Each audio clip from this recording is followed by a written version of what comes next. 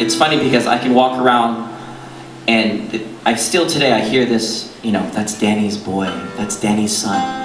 And, you know, I'm very happy because the legacy he left me was that whole thing of aloha and continuing to share. My father, he loved to cook, but he never made money because he did it out of aloha. If people needed help, he was there. He just loved, and he loved to party.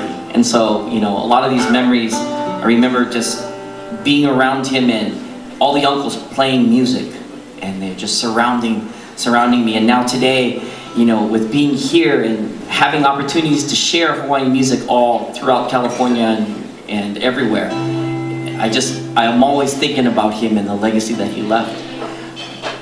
And then I think about my own children and what is the legacy that I'll leave, and how will they learn about their own heritage. You know, I'm Filipino, Hawaiian, Chinese, Irish. And my mother's maiden name is O'Sullivan, you know. And so, you know, from County Cork, Ireland, and from Molokai, and so it's, yeah. And so with, you know, the whole education portion of it. So when I see folks like you folks here enjoying Hawaiian music, I'm very grateful. And I should be thanking you for coming out, so supporting Hawaiian music and to coming out, you know.